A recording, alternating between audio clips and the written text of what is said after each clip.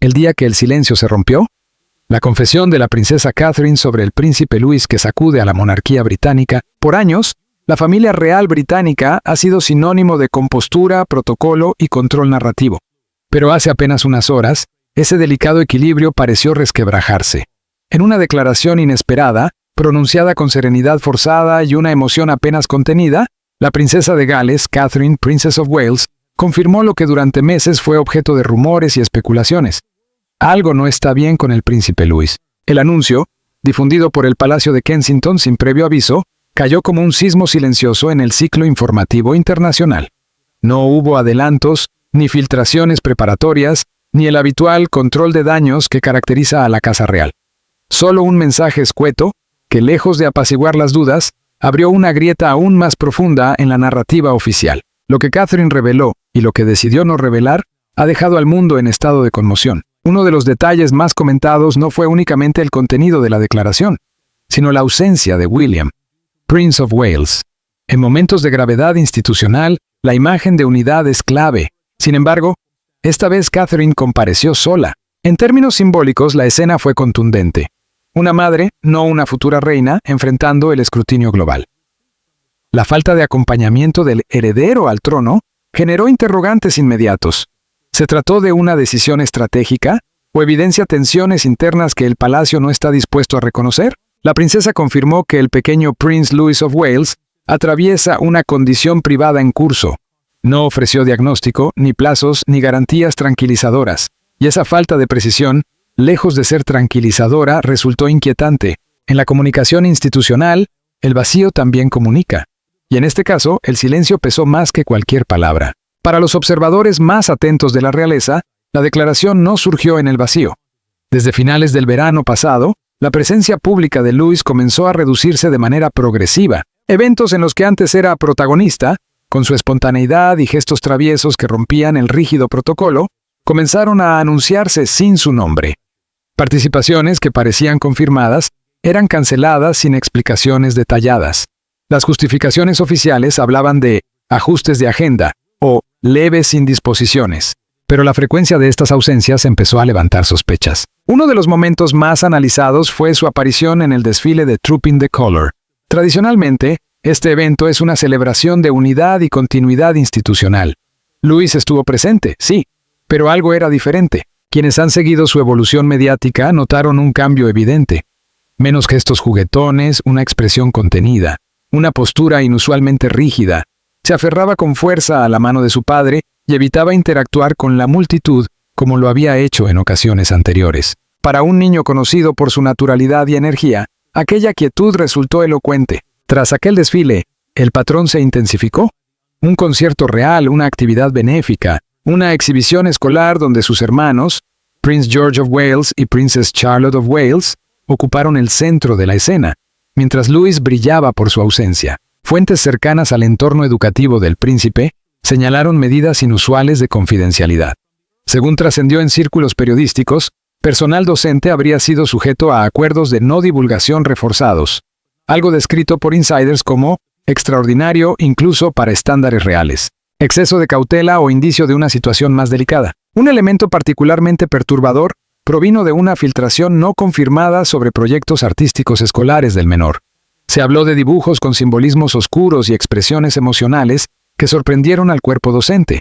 Conversaciones discretas habrían tenido lugar puertas adentro, pero ninguna preocupación cruzó oficialmente los muros del palacio. En retrospectiva, los indicios estaban allí, pero el aparato comunicacional de la monarquía funcionó con precisión quirúrgica para encapsular cualquier señal de alarma. Durante su declaración, Catherine mantuvo el tono institucional esperado. Sin embargo, hubo pausas demasiado largas, respiraciones entrecortadas y una tensión visible que no pasó desapercibida para expertos en comunicación no verbal. Más que una portavoz, parecía una madre enfrentando el peso de una verdad imposible de seguir ocultando. La reacción global fue inmediata.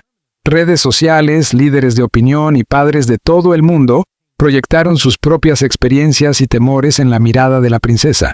El mensaje de apoyo fue masivo, pero también lo fueron las preguntas. ¿Por qué ahora? ¿Por qué sola? ¿Qué cambió para que el palacio decidiera romper meses de silencio? El conflicto interno. Tradición versus protección. Tras la fachada pública, Fuentes cercanas describen un clima de tensión creciente entre William y su padre, el rey Charles III. En el centro del desacuerdo, una dicotomía histórica: preservar la imagen de estabilidad institucional o priorizar la protección emocional y médica de un menor. Según trascendidos, William habría mostrado signos evidentes de desgaste, irritable en reuniones privadas, distante con el personal y cada vez menos dispuesto a cumplir compromisos ceremoniales sin objeciones.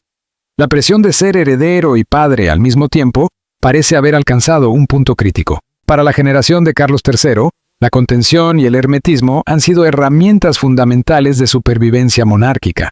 Pero William pertenece a una era distinta, marcada por la exposición mediática total y una opinión pública menos tolerante a la opacidad. La tensión entre ambos modelos no es nueva, pero esta vez el detonante es profundamente personal. Históricamente, la monarquía británica ha cultivado una imagen de resiliencia casi inquebrantable. Desde crisis matrimoniales hasta escándalos institucionales, la estrategia ha sido resistir, esperar y controlar el relato. Sin embargo, cuando la vulnerabilidad involucra a un niño, el cálculo cambia radicalmente. La admisión de una condición privada en curso introduce un elemento de incertidumbre que la institución no puede neutralizar con protocolos. La salud y el bienestar de un menor desbordan la lógica del ceremonial. El momento marca un punto de inflexión, no solo para la familia, sino para la percepción pública de la monarquía en pleno siglo XXI. Las versiones coinciden en un punto central. Guillermo, consumido por la angustia, habría exigido que la institución se adaptara a la realidad que atravesaba su familia. Para él, cada compromiso oficial empezó a sentirse como una traición silenciosa a su hijo. Las fuentes describen discusiones intensas en los pasillos del palacio, espacios tradicionalmente asociados a la diplomacia y la contención, pero que en esta ocasión habrían sido testigos de enfrentamientos entre padre e hijo. El rey Carlos III, firme defensor del legado monárquico, habría instado a la prudencia.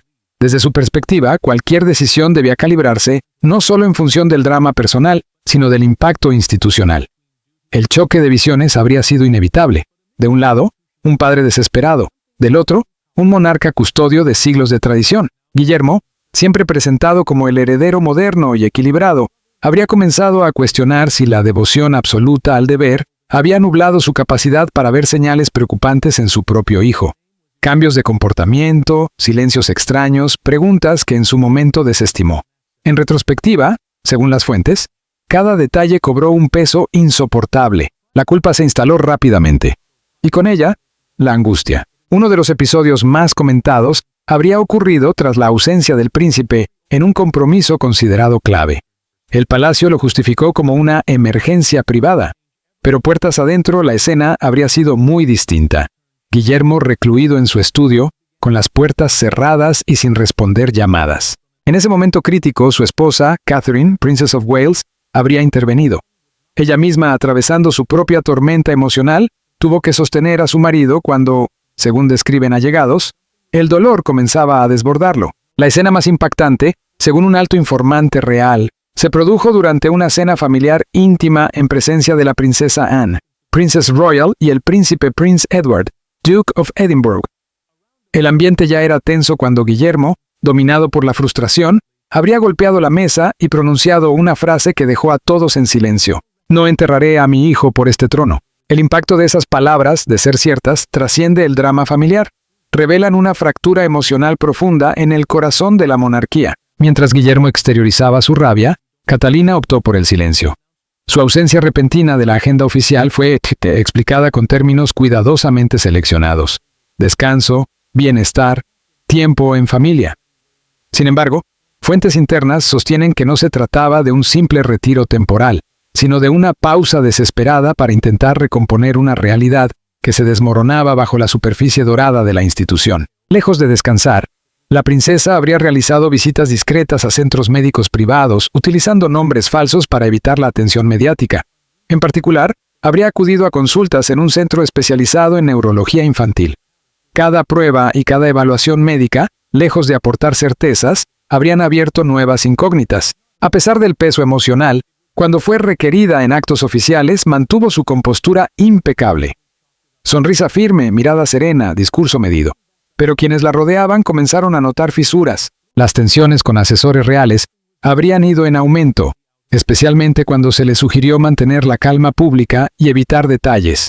En un intercambio particularmente tenso, Catalina habría respondido entre dientes: «No podemos seguir mintiendo». El episodio que intensificó la polémica fue la supuesta filtración de fragmentos de un diario privado atribuido a la princesa. Una de las anotaciones, escrita con tinta remarcada de forma frenética, contenía 3 palabras: episodios de parálisis, incertidumbre. La crudeza de la frase, si es auténtica, confirmaría el nivel de miedo que atravesaba la familia. Más allá del protocolo, más allá de la imagen, Catalina era, ante todo, una madre enfrentada a lo desconocido. Un momento especialmente doloroso habría ocurrido durante una llamada telefónica con su hermana, Pipa. Un miembro del personal aseguró haber escuchado sollozos ahogados tras una puerta cerrada. La futura reina no era en ese instante figura institucional, sino una madre rota buscando esperanza. Según estos relatos, Catalina percibió desde temprano que algo no encajaba. Sin embargo, asesores médicos vinculados a la Casa Real habrían restado importancia a sus inquietudes, atribuyendo los comportamientos del pequeño a rasgos típicos de la infancia: imaginación desbordada, distracción, etapas pasajeras.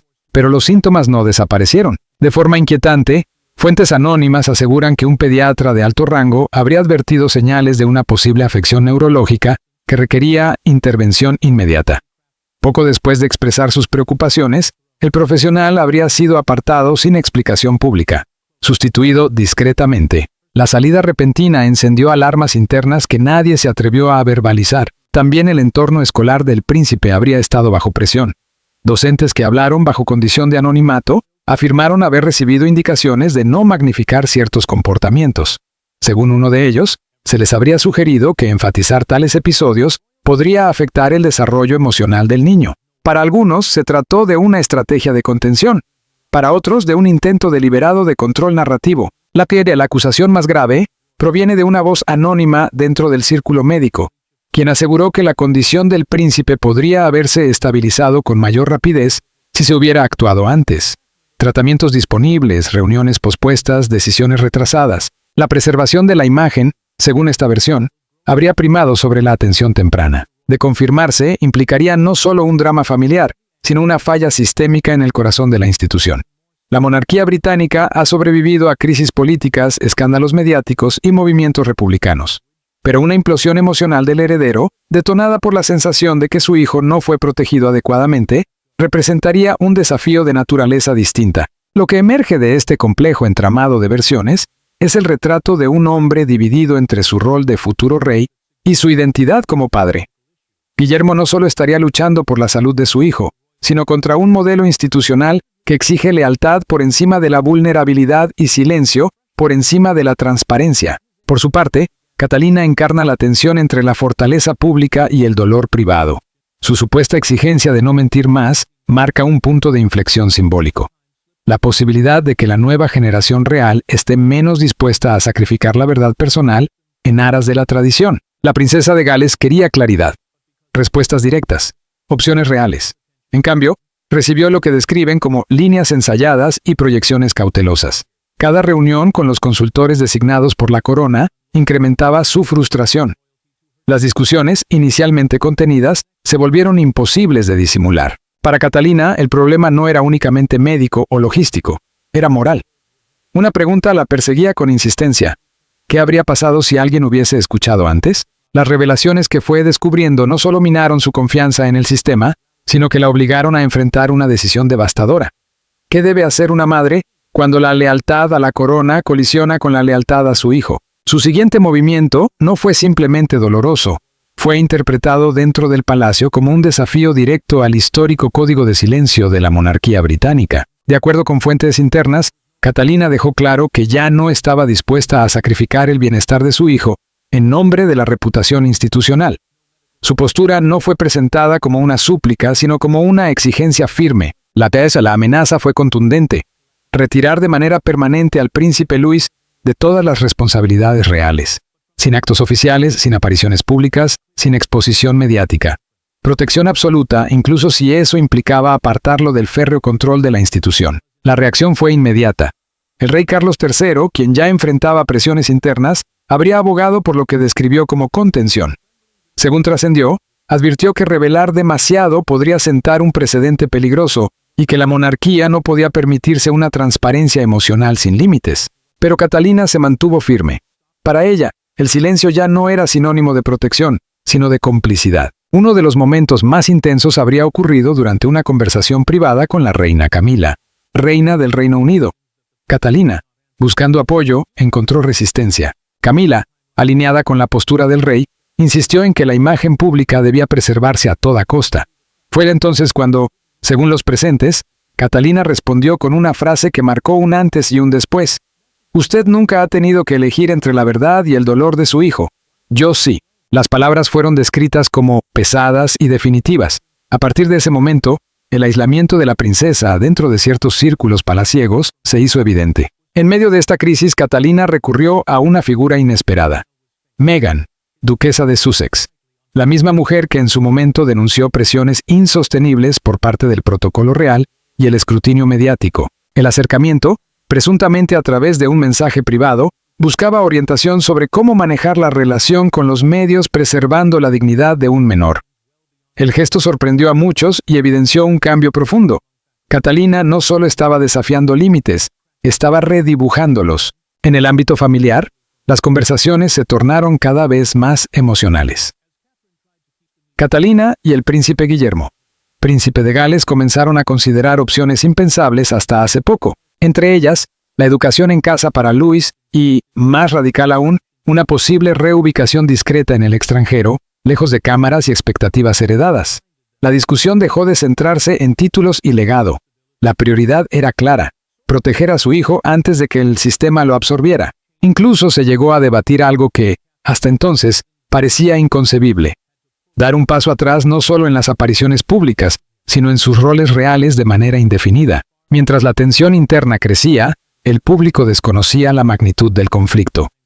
Todo cambió con una entrevista televisada, que en principio estaba destinada a ser un segmento pregrabado y ligero sobre reflexiones navideñas. El escenario era sereno, el tono tradicionalmente cálido, pero desde las primeras palabras de Catalina, quedó claro que aquello no sería una aparición más. Con voz firme pero visiblemente cargada de emoción, pronunció una frase que alteró el rumbo del relato oficial.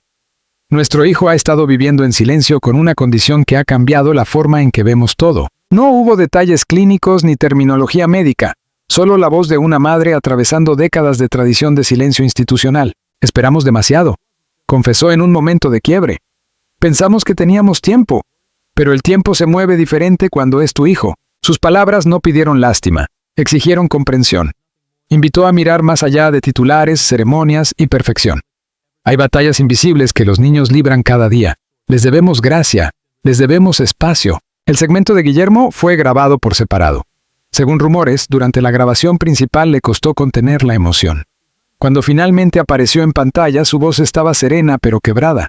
«Estoy orgulloso de él», dijo, «no solo porque es nuestro hijo, sino porque es valiente de maneras que no siempre podemos explicar». El impacto fue inmediato y sísmico. En una sesión informativa privada, que más tarde sería filtrada a la prensa, William pronunció unas palabras que resonaron con fuerza en cada redacción del país.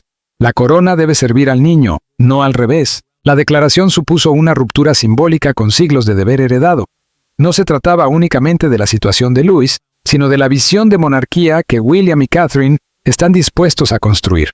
Una monarquía menos rígida, menos obsesionada con la imagen de perfección, más alineada con la realidad humana. Esa postura generó inquietud entre los sectores más conservadores. En el Parlamento comenzaron a escucharse murmullos. Figuras políticas, tradicionalmente reacias a comentar asuntos internos de la familia real, empezaron a plantear preguntas incómodas.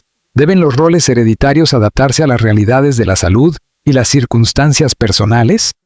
¿Puede la línea de sucesión modificarse por compasión y no por escándalo? Era una conversación que la monarquía británica nunca quiso tener, pero ahora ya no podía silenciarla. Fuentes cercanas a reuniones estratégicas en Palacio revelaron que se discutían escenarios hasta entonces impensables.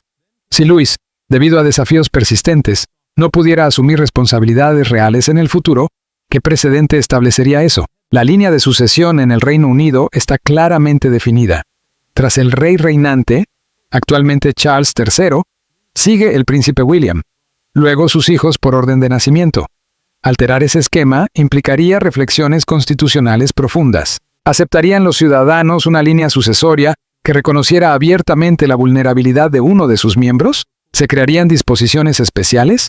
¿O la institución optaría por mantener el orden tradicional pase lo que pase? Mientras esas preguntas flotaban en despachos cerrados, en el exterior ocurría algo inesperado. Miles de cartas comenzaron a llegar al palacio. Provenían de familias que habían recorrido caminos similares en silencio. Padres que conocían la angustia de la incertidumbre médica, niños que jamás se habían visto reflejados en una figura real hasta ahora. Lejos de delegar en un equipo de comunicaciones, Catherine respondió personalmente a muchas de esas misivas. No con respuestas protocolarias, sino con notas manuscritas enviadas con cuidado y gratitud. No fue una estrategia de relaciones públicas, fue un acto íntimo de sanación. En un momento en que la institución parecía tambalearse, la figura de una madre defendiendo a su hijo reconfiguró la percepción pública.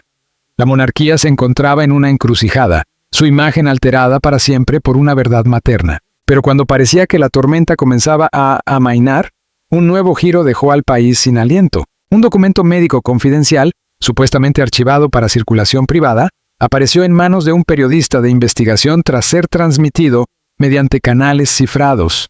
Lo que comenzó como un murmullo se convirtió rápidamente en caos en las portadas. El archivo no solo confirmaba la condición de Louis, sugería algo más inquietante, que su situación podría no ser un caso aislado, sino parte de un patrón genético latente en la historia de la familia real. El informe mencionaba un caso de hace más de un siglo, registrado en documentos médicos internos. Un joven noble, primo lejano del monarca reinante en aquel entonces, que presentaba síntomas casi idénticos. Su nombre habría sido eliminado de los registros públicos, su historia borrada de la memoria colectiva. La posibilidad de un rasgo hereditario reavivó viejos fantasmas sobre la endogamia histórica en casas reales europeas. Aunque no se aportaron pruebas concluyentes, el simple planteamiento sacudió la narrativa de perfección que durante generaciones ha rodeado a la realeza. La respuesta interna fue inmediata. Según fuentes próximas, el rey Carlos III ordenó una investigación exhaustiva para determinar cómo un documento tan sensible pudo salir de los archivos confidenciales. Se interrogó al personal, se auditaron sistemas de seguridad. Sin embargo, el responsable de la filtración nunca fue identificado. La fuente permaneció anónima, estratégica y aparentemente imposible de rastrear. Mientras tanto, otra filtración, esta vez de un mensaje privado atribuido a Catherine, cambió el enfoque del debate. En él, la princesa habría escrito: «Nunca se trató de buscar culpables, se trató de buscar la verdad». Esa frase, reproducida en medios nacionales e internacionales, tocó una fibra colectiva. Transformó el relato. Ya no era una historia de escándalo, sino de legado. De una madre enfrentando un pasado que la institución prefería mantener enterrado. Historiadores comenzaron a examinar la tradición de secretismo en torno a la salud dentro de la monarquía británica. A lo largo de los siglos, cualquier condición que amenazara la imagen de fortaleza y perfección era minimizada o directamente ocultada. Periodistas desempolvaron archivos olvidados, parientes que desaparecieron de la vida pública, familiares mencionados vagamente o nunca nombrados. Lo que durante años fueron rumores dispersos, ahora se analizaba como posible trauma generacional. La conversación dejó de ser un susurro para convertirse en un ajuste de cuentas abierto con la historia. Y en el centro de todo seguía Louis. El joven príncipe ya no era solo objeto de compasión. Se convirtió en un catalizador, un espejo en el que la sociedad podía verse reflejada con mayor honestidad. Las preguntas crecían. ¿Se le permitirá permanecer en la línea de sucesión sin condicionamientos? ¿O representará algo aún más significativo? Un giro hacia una monarquía menos obsesionada con la infalibilidad y más dispuesta a reconocer la fragilidad humana. Lo que comenzó como una crisis institucional se transformó en una reflexión sobre el futuro mismo de la corona. A diferencia de crisis pasadas marcadas por abdicaciones o conflictos públicos, esta vez el debate giraba en torno a la transformación. William y Catherine dejaron claro que su hijo no sería ocultado. No otra vez. Esa decisión podría definir el reinado futuro de William, tanto como cualquier reforma estructural. Porque, en última instancia, el desafío no es únicamente constitucional, sino simbólico. La monarquía británica ha sobrevivido guerras, escándalos y cambios políticos radicales. Pero ahora enfrenta algo distinto: la necesidad de reconciliar tradición con humanidad. Tras la última revelación, se produjo una calma extraña. No hubo vergüenza colectiva ni indignación masiva, más bien, una sensación de esperanza cautelosa. El país observa ahora con atención, no desde el juicio, sino desde la expectativa. El príncipe más joven, que alguna vez pudo haber sido protegido por el silencio, emerge como la posible voz de una nueva era. Una era en la que las coronas no lideran por rigidez, sino por valentía,